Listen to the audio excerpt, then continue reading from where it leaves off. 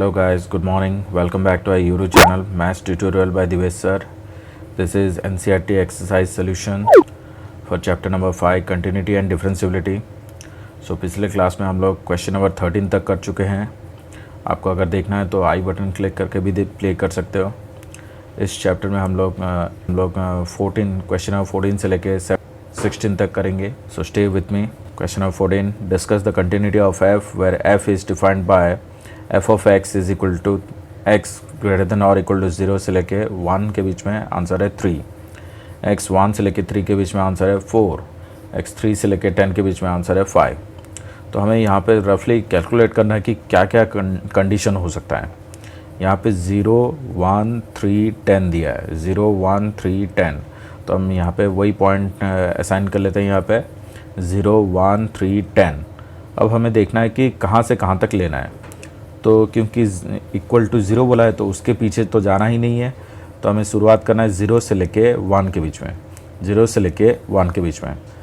c greater than और equal to 0 and less than 1. तो इसके बीच में हमें c लेना है. तो यहाँ पे हमने c लिया तो ये हो गया c प्लस, ये हो गया c माइनस, और इसके बीच में आंसर है 3. f ऑफ x है हमारा 3. तो क्लियरली f ऑफ c हो गया हमारा 3. अब लिमिट में पुट करते हैं. Limit x tends to c. देखो यहाँ पे c प्लस जितना होगा c माइनस भी उतना होगा. तो डायरेक्ट बोल सकते हैं limit x tends to c f x is equal to limit x tends to c f x की जगह हम 3 डालेंगे. दैट इज आंसर हो गया 3. कांस्टेंट फंक्शन है तो डायरेक्ट हो गया 3. तो यहाँ पे क्लियर हो गया कि एफ ऑफ c जितना limit x tends to c f x भी उतना. तो सीधा सा मतलब रहा कि ये कंटिन्यूस ऑन द इंटरवल 0 से लेके 1. देखो 0 ये क्लोज क्योंकि हमने ये कंसिडर किया है और 1 को कंसिडर नहीं किया इसलिए ओपन ब्रैकेट. नेक्स्ट केस जाते हैं 1 में. ठीक है. तो c इज इक्वल टू 1.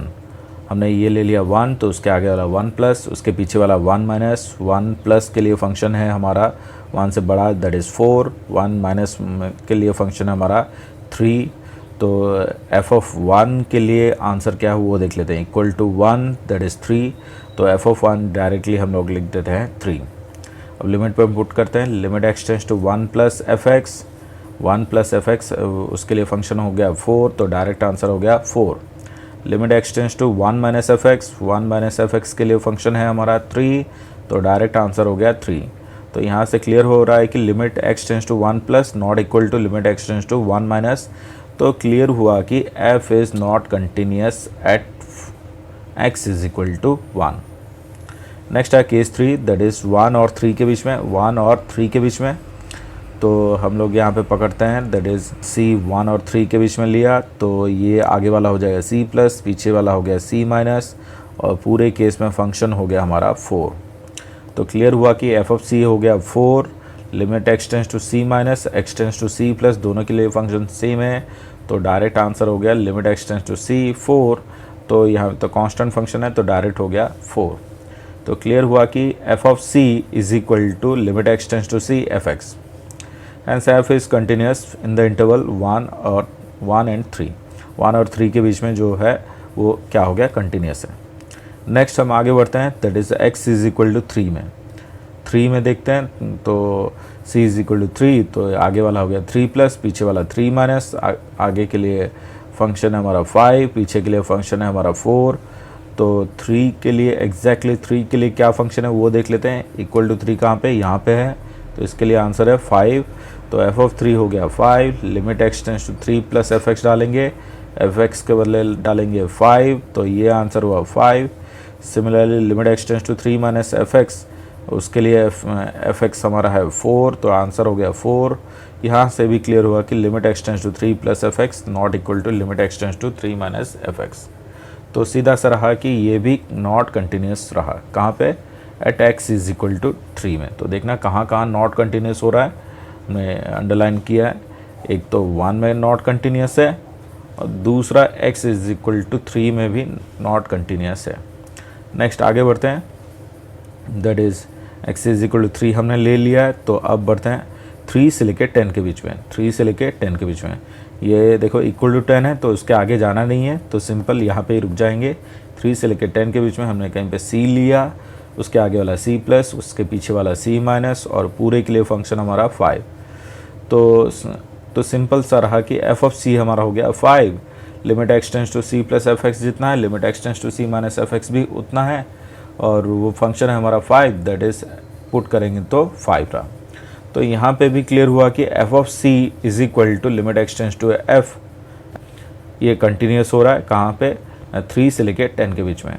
तो लोग बोल सकते हैं फंक्शन यहाँ पे ये कंटिन्यूस तो हो गया, तो सिर्फ फंक्शन जो है वो डिसकंटिन्यूस कहाँ कहाँ हो रहा है, 1 और 3 में। नेक्स्ट क्वेश्चन जाते हैं।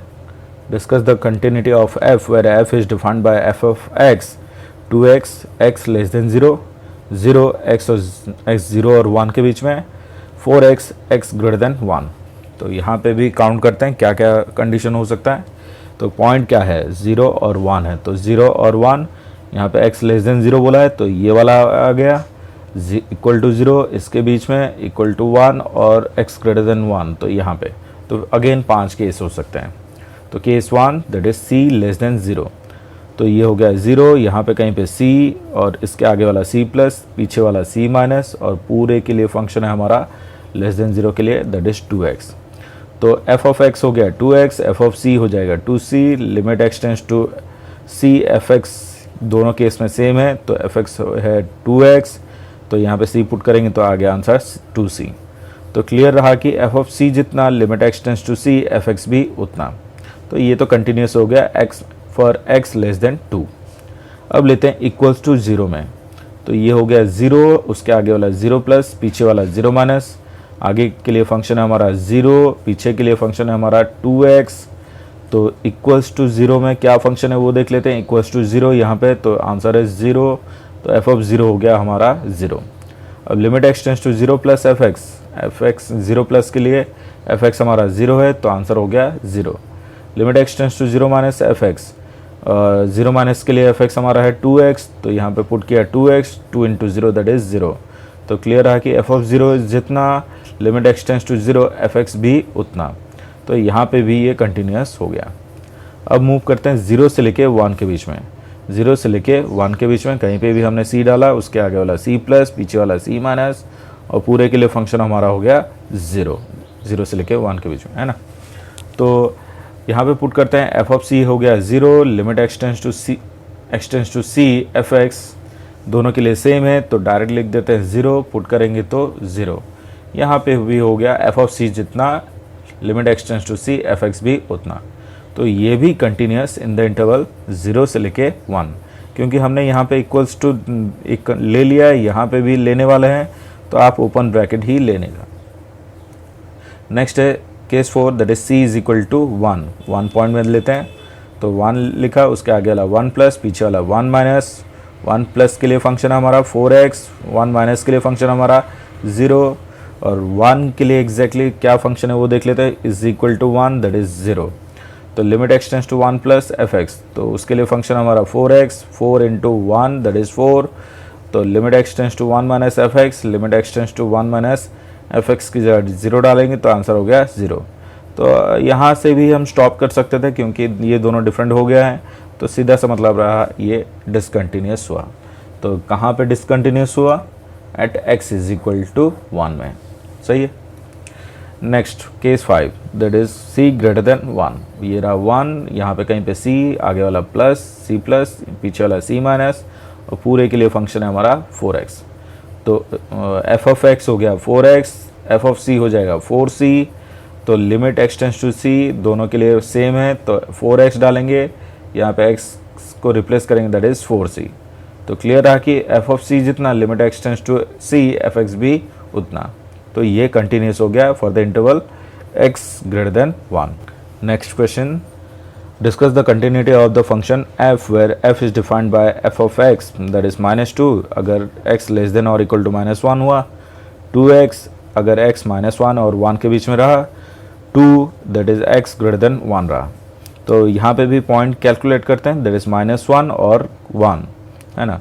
यहाँ पे लेस देन दिया मतलब ये एक कंडीशन, -1 एक कंडीशन, -1 और 1 के बीच में एक कंडीशन, 1 एक कंडीशन, और 1 के आगे एक कंडीशन, मतलब फिर से 5 केस आ रहा है। तो पहले ले लेते हैं c लेस देन -1, तो ये रहा -1, यहाँ पे कहीं पे c, आगे वाला c प्लस, पीछे वाला c माइनस, पूरे के लिए हमारा फंक्शन हो गया -2। तो clearly f of c is equal to -2।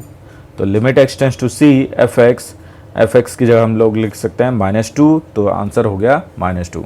तो यहाँ पे भी हम लोग बोल सकते हैं कि f of c is equal to limit x tends to c f x, तो ये कंटिन्यूस हुआ फॉर एक्स लेस देन -1। अब इक्वल्स टू -1 लेते हैं, यहाँ पे हो गया -1, उसके आगे वाला -1 प्लस, इसके पीछे वाला -1 माइनस। आगे के लिए फंक्शन है हमारा 2x, पीछे के लिए हमारा फंक्शन है -2, और -1 के लिए क्या फंक्शन है वो देख लेते हैं। इक्वल्स टू -1, तो उसके लिए डायरेक्ट आंसर है -2, तो एफ ऑफ -1 हो गया -2। अब लिमिट पुट करते हैं, limit x tends to -1 plus that is 2x, तो 2 into -1 that is -2। Similarly limit x tends to 1 minus, उसके लिए फंक्शन है -2, तो डायरेक्ट आंसर हो गया -2। तो क्लियर रहा कि एफ ऑफ -1 जितना limit x tends to -1 f x भी उतना, तो ये कंटिन्यूस हो गया at x is equal to -1।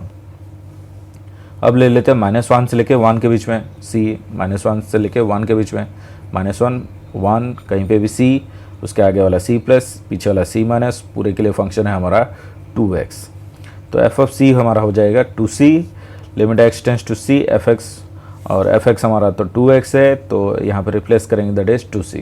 तो f of c is equal to limit x tends to c f x same रहा, तो हम बोल सकते हैं कि कंटिन्यूस इन द इंटरवल -1 से लेके 1 ओपन है। नेक्स्ट लेते हैं c is equal to 1, c is equal to 1, तो आगे वाला 1 प्लस, पीछे वाला 1 माइनस, आगे के लिए फंक्शन है 2, पीछे के लिए फंक्शन है 2x। तो 1 के लिए क्या फंक्शन है वो देख लेते हैं, 1 इक्वल्स टू 1 है दैट इज 2x, तो एफ ऑफ x हो गया 2x, तो एफ ऑफ 1 हो जाएगा 2।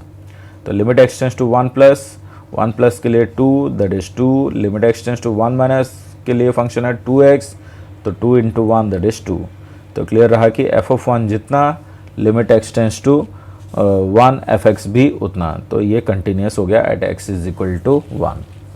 अब final case that is c greater than 1, तो यहाँ पे कहीं पे हमने लिखा 1, उस यहाँ पे कहीं पे c, आगे के लिए c प्लस, पीछे के लिए c माइनस, पूरे के लिए फंक्शन है 2।